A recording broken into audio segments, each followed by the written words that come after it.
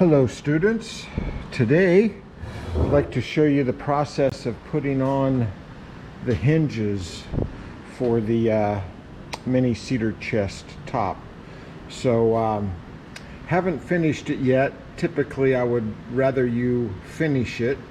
3 coats of lacquer, still wooling in between coats. You can see I've still got chalk marks and stuff on it, so I haven't sanded it. I would like all of that to be done, scraping of glue and all of that before you put on hinges.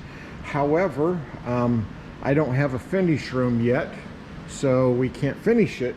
So I'm going to go ahead and show you the final step of the project and that putting on the hinge. So let me suit up here, put on my GoPro.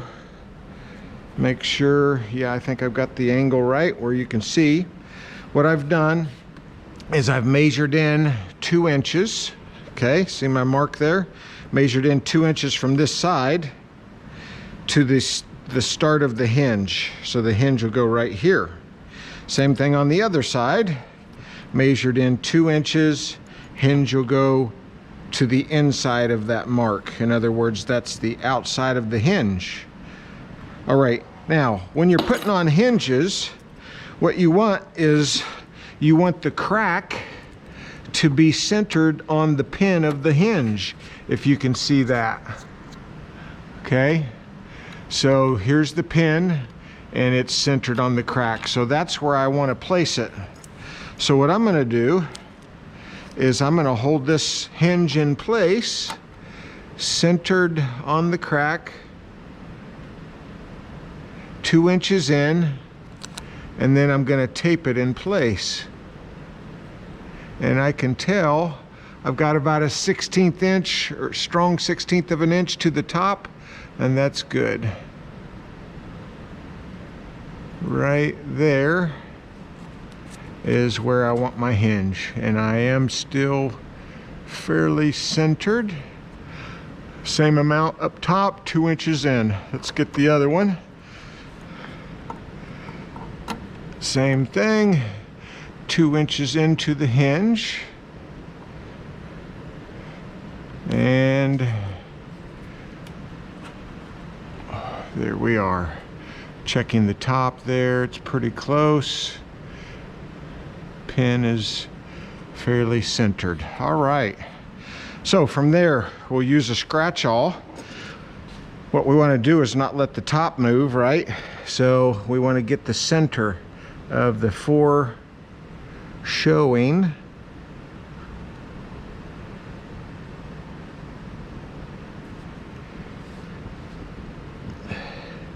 We're just marking it, so our drill bit is going to be accurate.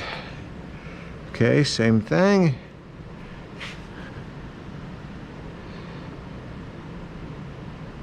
Marking the center of each hole.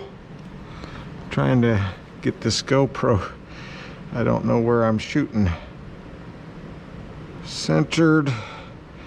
We're doing these 4 that are exposed, and that will hold the hinge in place for the last 2. So we got 6 screws for each. All right, now I need to drill a pilot hole, and that pilot hole needs to be the size of the shank, smaller than the threads. So that's a pretty small bit. I should have had it out, but sometimes you forget things, right? So I'm going with a 1/16 inch bit. Okay, right there. Let's put it in our gun.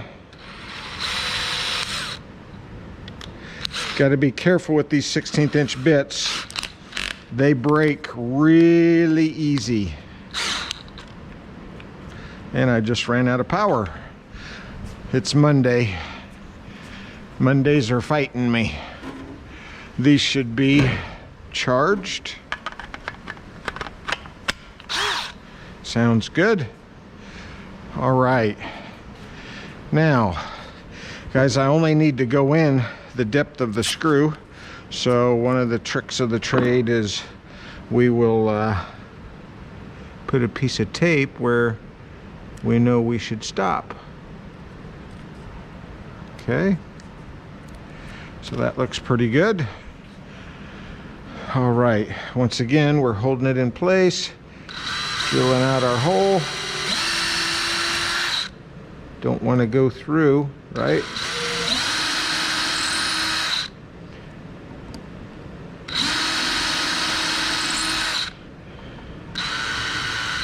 Yeah.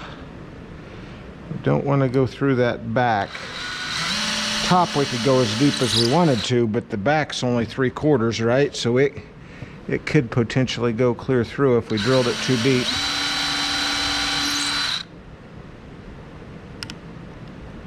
Being careful with my bit.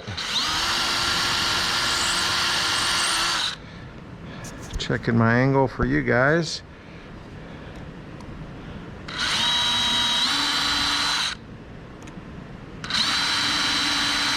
All right, let's put our driver in now. Take the bit out. Now on this driver, we got to be careful. These are brass screws, very, very soft. So we want to go with about a 3. Okay, just enough to drive them in, and then I'll finish by hand so I don't twist off the heads. Here we go.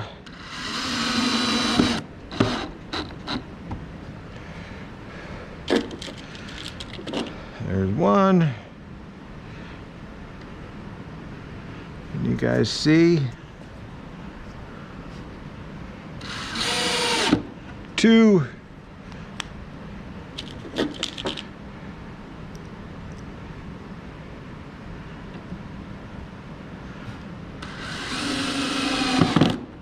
Try not to let it spin like that. It'll strip your head out real quick so you can't get the screws back out, and you can't force them in any tighter. So no slippage from the driver to the screw head. Once again, if you let it spin at all, it will strip. And I've got it set at a 2, so it breaks inside the drill gun instead of going too tight and stripping out. Remember, cedar's a soft wood, so it's pretty easy to drill these in. If it were oak, a little more challenging. It can strip very easily. All right, so we got our 4 in, right? Take off our tape. And scratch all the last 2 right in the center.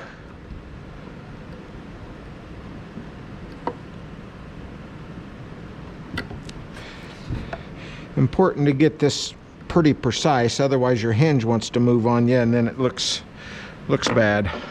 All right, switch out our driver to the drill bit. When we're drilling, we can have it all the way to drill mode.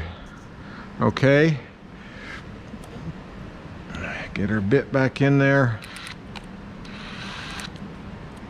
Got a lot of tape there, don't I?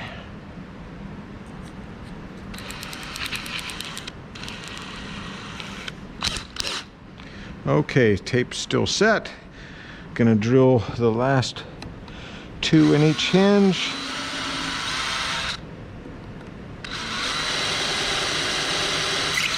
Got to be careful. If you hit the tape, it moves the tape, right? And then you're going deeper than you want.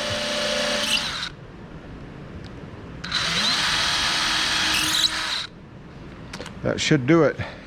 Take the bit out, put our driver back in.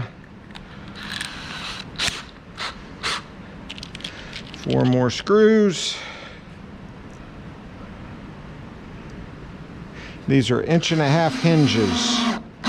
Holy smokes, almost did it there, didn't I? Need to go down to a 2. That would twist it off with no effort at all.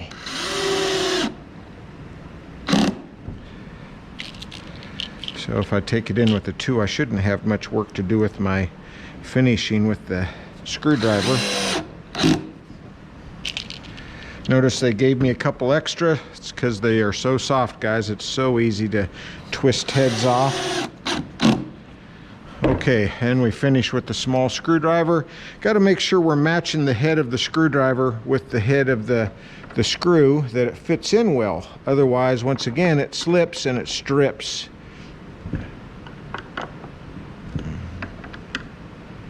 Pretty tight. I'm hoping they get my finish room done shortly so I can show you guys how to spray on lacquer. It's a bit of an art. Part of the issue is got to make sure there's no water in the airlines. So we bought airline dryers to dry the lines out, so there's no chance of a drop of water getting into our finish and ruining the finish. So there it is, guys. Turned out pretty darn good. Got a lot of sanding of pencil lines. If you leave any pencil lines on it and we finish it, they're permanent, and I'll count off when I grade your object. I'll also be looking for sharp edges, right? They need to be hit slightly with the sanding block so we don't get splinters on sharp edges. Inside, and out, all sharp edges removed. Just enough to where they're not sharp, but you're not losing your profile.